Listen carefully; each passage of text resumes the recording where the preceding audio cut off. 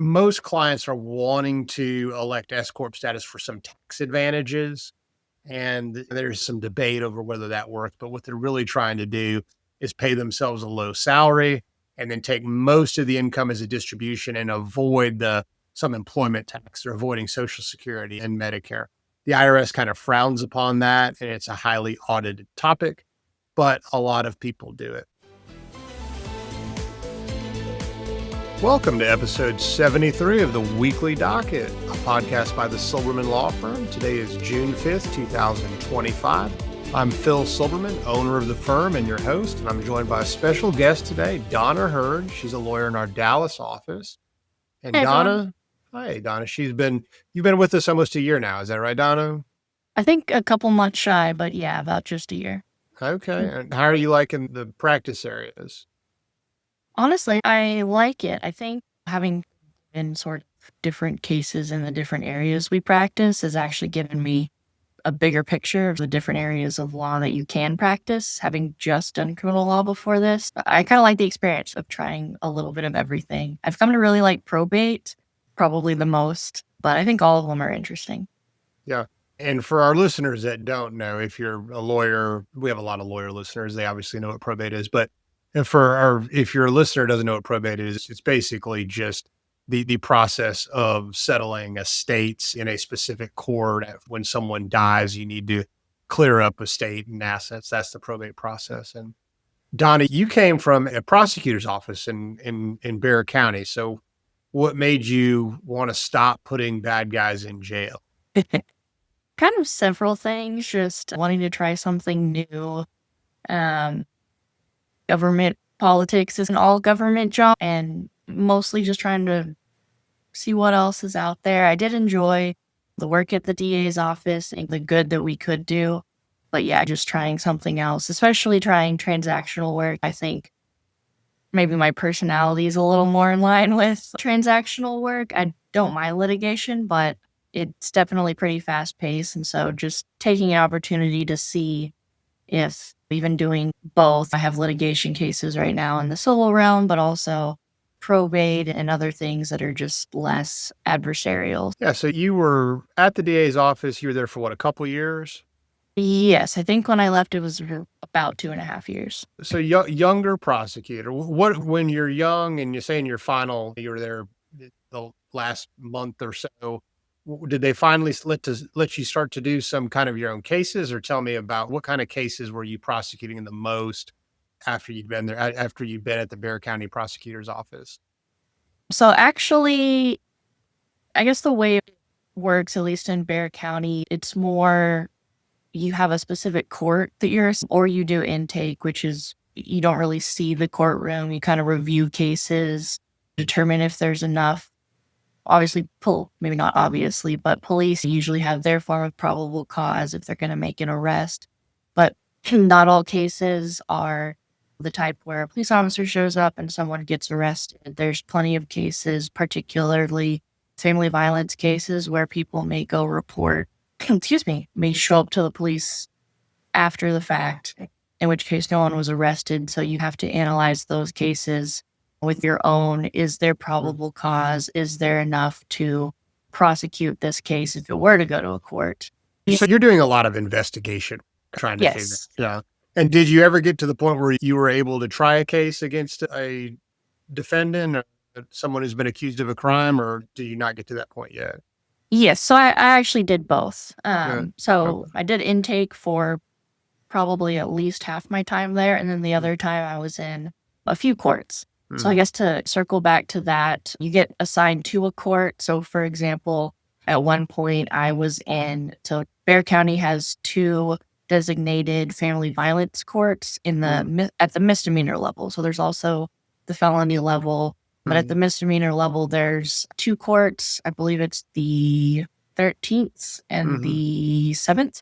And so by the time I left, I had been in both, but my first experience was in County Court 13. You mentioned misdemeanor assault and a felony assault. What's the difference? Do you remember in the penal code, the difference between a misdemeanor assault and felony assault when one becomes a felony? Yes. So without getting into too much, I guess, legal jargon, a misdemeanor assault is usually going to be pain or bodily injury, as far as obviously someone has to take an action that does that. An interesting thing that I found that a lot of just non-attorneys or even non-criminal lawyers didn't realize is that pain is a possible option. The scenario we would use to explain to jurors is that someone punches you really hard in the stomach, hurts, that's assault, even if it didn't leave a bruise or anything. I always thought that was interesting, but Yeah, you got it. That's definitely, it seems like an assault, like a lot of pain and hey, a lot of bodily injury. but if any sort of deadly weapon was used, Okay. that kind of, again, without getting into the nuances, that kind of inherently bump it up to a felony. The age of the victim actually plays a big role. Children, that bumps it up to a felony. Elderly, that can bump it up to a felony. Definitely don't want to beat up an old person. We don't like that in Texas. Okay, No. so you did all that at the district attorney's office, and it sounds like you did good work down there. Do you recommend it if you're a new lawyer, you're just graduating, and maybe because a lot of new lawyers get that job, right? They want to go get trial experience. Do you recommend it? If let's say they knew that they're not going to be a criminal defense lawyer, or they know that they don't really like, but the job is there. Do you think it's useful for getting some courtroom experience later to get into civil, or do you recommend it for them, or do you think people ought to just go straight to something else that they can find, like a personal injury job is usually another option for young lawyers? I think specifically for people who know that they're just doing it for the trial experience, which a lot of my colleagues were. Yeah. You have career prosecutors, criminal attorneys, and then people who just, like you mentioned, want the trial experience. I think honestly, either way, even if you have no interest in having a career criminal attorney, I think it really is useful for trial experience. Yeah. Did you take any cases to verdict when you were at the DA's office or no? I did. I actually took several, so it was definitely a bit of a change coming over to Yeah, civil. you just in the civil world, you just don't do a lot of trials. It's cool that you took a case to verdict, and I think a lot of people that are hiring lawyers for like in our practice areas, business, real estate, or probate, a lot of attorneys that have been licensed a long time have never taken a case all the way to verdict, and that's a special thing if you've been in a prosecutor's office where you've had an opportunity to do that. I know, Donna, when I traveled to San Antonio, I feel safer knowing that Donna had been in the DA's office for over 2 years. Let's talk about what's on our docket today. So the first thing, our legal news section, we're going to talk about Texas undocumented students no longer qualify for in-state tuition rates. So we had a law that was struck down. If you're in illegal, I'm not supposed to, I don't know what's politically correct anymore. You call undocumented. No people are illegal, Donna. I want to remind you of that. And then next thing we're talking about our legal question section is gonna be what's the difference between an LLC and an S-Corp in Texas. Spoiler alert, it's a trick question. And then the second question in our legal question sections is, are email agreements binding in Texas? So can you contract by email? And then finally, and my favorite part of the show, our rant and rave section, we'll be talking about purse stores that don't sell purses, the Hermes business model. So I have a lot of very passionate things to say about that. Donna, I don't know. Do you like purses, Donna? I'm more of a take a bag big enough to hold my phone and wallet kind of person, All but right. Okay. All right. Some lucky man is going to get you, Donna, because you want the ones that don't like purses. Okay. All right. Let's go ahead and get kicked off with our legal news section. And Donna, did you know that if you were an illegal alien, you could qualify for in-state tuition prices in Texas? I actually did not know that. Yeah. Yeah. You can do all kinds of things being undocumented in Texas, and going to college and getting a tuition discount is one of them. Where did you go to undergrad, Donna? So I went to undergrad at the University of North Texas in Okay. Denton. So UNT. that What's was the it. mascot there? Eagles. Eagles. Is it the mean green? Did I get that right? It is, yeah. Me All green. right. The mean green. All right. I'm a Longhorn. I went to the University of Texas at Austin, and I just looked up before the show. The in-state tuition is just a hair under $12,000 a year. That sounds like a deal for the University of Texas. But if you're out of state, then it's about 43 grand. Okay. So big difference. Yeah. And there was this 24-year-old law that allowed illegal aliens to get this discounted rate. Do you have an opinion on that, Donna? You think good thing, bad thing? No opinion. Do you think if you're not a U.S. citizen, you should be able to have discounted state tuition? Honestly, I think so. Obviously there's various opinions on, you know, Yeah. quote unquote illegal Uh, immigrants, people in the country, but I think probably the thing that bothers me most is the in-state versus out-of-state discrepancy.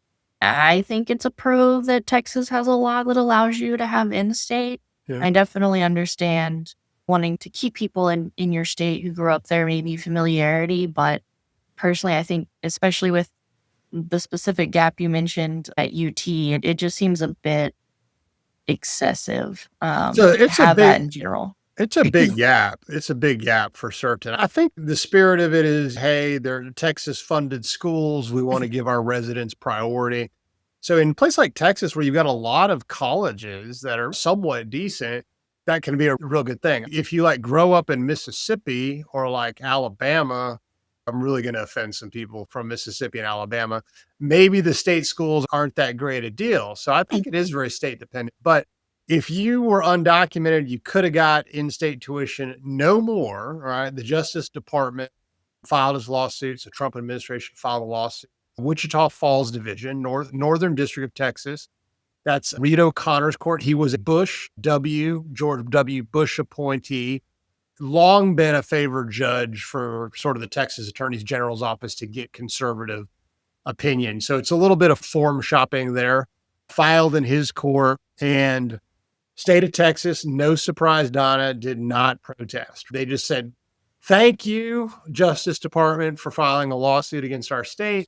We totally agree with you, Judge O'Connor. If you'd please enter this order striking down this Texas law that gives in-state tuition to illegal aliens. Done deal.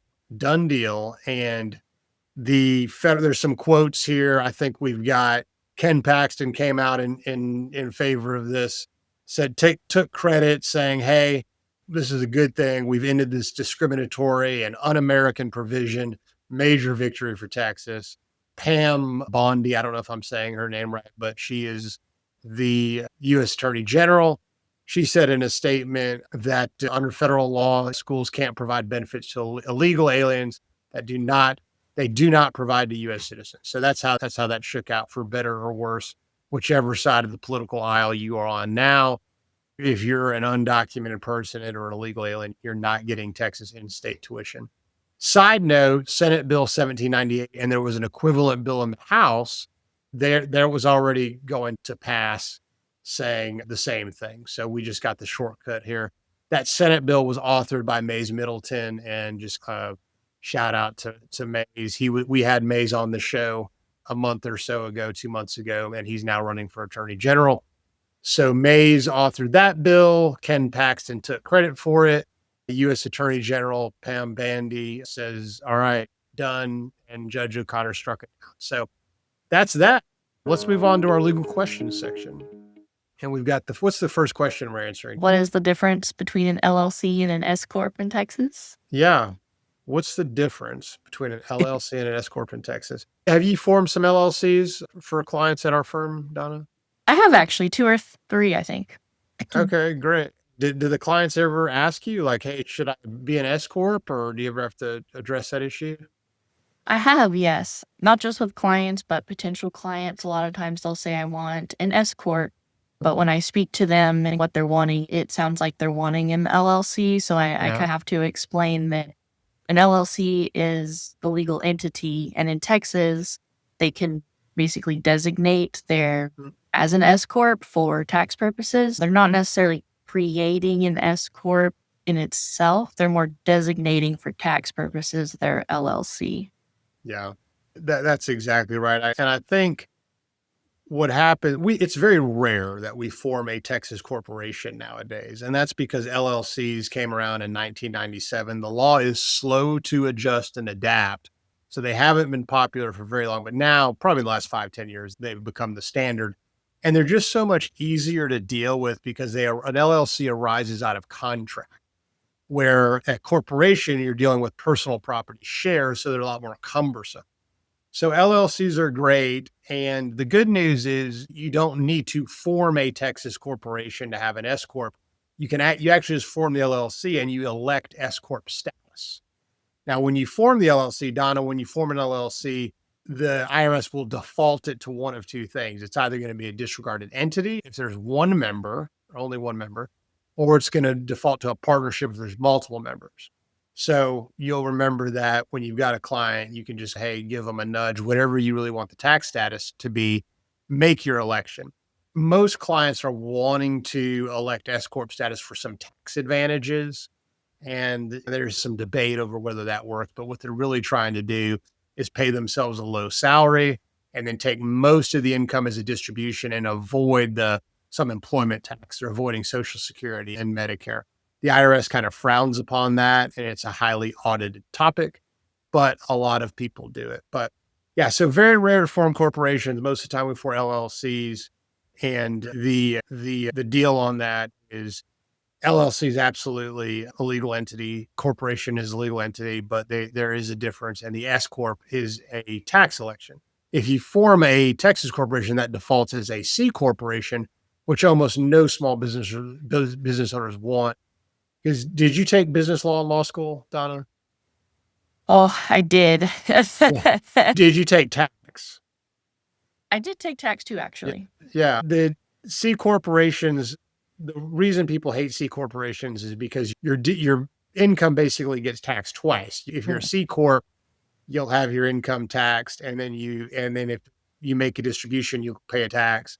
You can avoid that. You can have a C corporation. In the old days, what you would do is you'd want the asset protection when all we would have was corporations in Texas. You had corporations and limited partnerships and general partnership. So you didn't have LLCs pre-1997. So you would form a C Corp, and then you would just have the one business owner pay out everything as a salary that year to avoid getting an additional tax. Okay. So that's typically the way we handled that. But so yeah, there's that.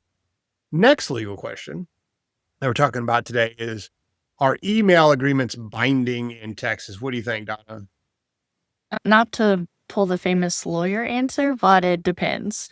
Yeah, it does. It does depend. Have you ever written an email that you intended to be a binding contract?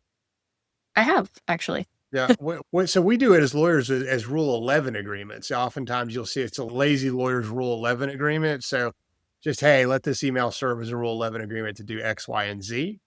That's pretty clearly a contract, right? What's the one or two times you used an email as a contract? Do you remember?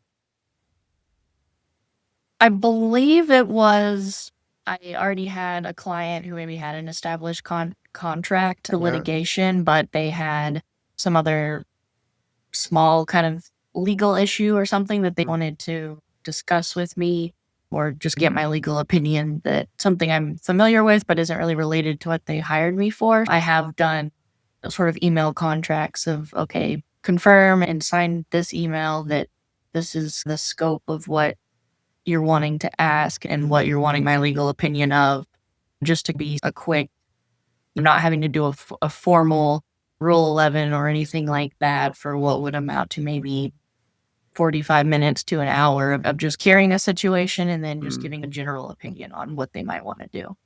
Yeah, that's a good example of using an email as a contract. The elements of a contract in Texas are offer, assent, consideration, and capacity. So you got to look at the email and say, hey, does it reflect all of those elements, and does it constitute a contract? And it can. We lawyers use emails as contracts all the time. In fact, sometimes I'll just write an email and I'll say, hey, this email constitutes a binding agreement. My signature line below evidences my assent. And electronic signatures are completely fine. And then you also have text messages. Text messages are a little bit more difficult. They're a little bit less formal, but you could use a text message and say, hey, this is my signature, and text out your signature. But text messages are going to be a little harder. There's less formality there. But absolutely, email can serve as a contract. The right kind of text messages can serve as a contract.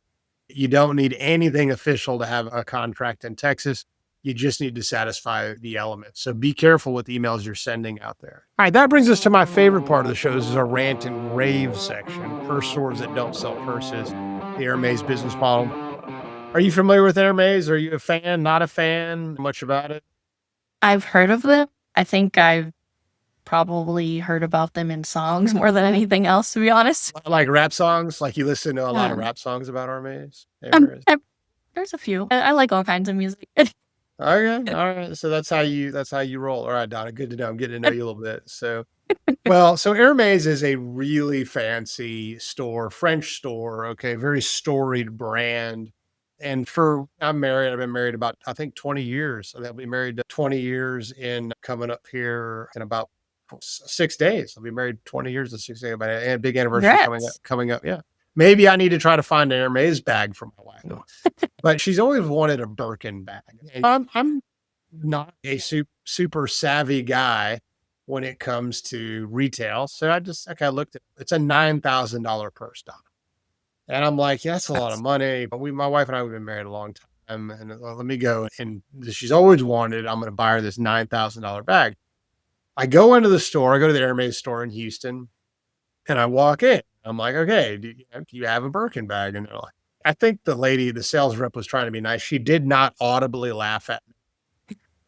And then I said, no, sir, we don't have a Birkin bag. I'm like, okay, do you have any purses? She said, no, sir, we don't have any purses. I'm just because at this point, I'm a nice guy until I'm not a nice guy. But I actually wasn't mean about it. But I'm like, okay, so wait a minute. It's like I'm in a Seinfeld episode or something. I'm in a purse store, but you don't sell any purses. That's right. What do you sell? So they take me around the store. They sell scarves, and shoes, and bracelets, and belts with belt buckles with an H on it.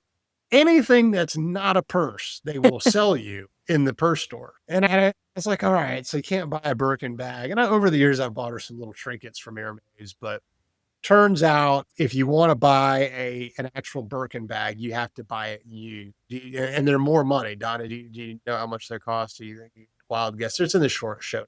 Okay. Don't look it up. Just what would your guess be? You used Birkin bag. I'd say probably 20.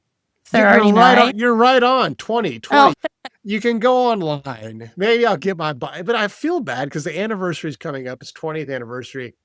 And it's like I'm getting my wife a used purse for her anniversary. It just sounds terrible. But if you want the thing, you got to buy it used, unless you're a special customer of Hermes. And the way this works is if you go into a store, and let's say you have a lot of money, Donna, you go in and you go to Hermes and you just start buying lots of scarves. I don't know how many scarves you have to buy, but you buy lots of scarves and belt buckles and shoes. And you get to the final bill and I think they give you champagne or sparkling water. They want you to feel high end while you're buying all this stuff. And then at the end of it, after you spent some number, there's a minimum spend. I don't know what it is. The sales manager may come out with the Birkin bag. It may come out, not a guarantee, may come out with a Birkin bag. He may say, Don, do you want to buy this Birkin bag? And you could say, you said you don't like purses, you're into wallets and stuff. But then in addition to the 20 that you spent, you could spend an extra 9, 10, 15, whatever it is, and get the Birkin bag. I think that's what everyone hopes, although that is a very dangerous game to play. Because I think there's what do you call it? Is there a meme going on? My kids are all into this meme now. Do you know what I'm talking about? That's very smart, but also very dangerous. It's an internet. So I think I've come across it. Yeah. Yeah. So you go to the Hermes store, you spend your first 20, hoping you're going to get the offer to spend another 9. You might not. Okay. Very smart, but also very dangerous. I think it's a risky business, maybe a very smart, but also very dangerous for Hermes because I think they could subject him to a discrimination lawsuit. So I could see that. Yeah, you can see it. Yeah, you can see it. And I'm just spitballing here. I'm a Jewish guy. Let's say I go in and they're like, okay, here comes this Jewish guy, Saul, and create problems for us. They see my last name is Silverman and they don't sell me a Birkin bag, but then in comes this lady from River Oaks that, and she walks in just immediately, boom, Birkin bag. I've got a discrimination lawsuit. You refuse to sell it to me because of my race, religion, or color or something like that. So fill in the blank. It doesn't have to be whatever race, religion you want to pick. And no, I don't think that's what Hermes is doing. I just think it's a risky practice because the Civil Rights Act of 1964, if you have a public business, you've got to serve everybody. You can't discriminate based. Now, they're not doing that. They're discriminating they're discriminating against poor people. And that's completely okay. But I think it could be a problem. I think it's risky. I don't think they've been sued. I don't think that's what they're doing, but I don't know. I think Ferrari does the same thing, by the way. I don't think you can buy a new Ferrari. Interesting. Lots of things out there. It's very elusive. They've created this amazing brand. And as people, we always want what we can't have. And it's this if you ever get an Hermes Birkin bag, and maybe that helps them sell more scarves. I don't. But that brings our show to a close. I've been your host, Phil Silverman. Donna Hurd has been my very gracious guest on the show. Thank you, Donna. Thank you for having me. Thank you. All right, remember to like us, follow us, review us wherever you get your podcast. And as a reminder, nothing in the show is to be considered legal advice, and this has all been for entertainment purposes only. If you have a legal question, email us at silblawfirm.com, SILB, like boy, lawfirm.com. Tell us you want it publicly answered in the podcast. We will do our best. Okay, everybody have a great week and weekend.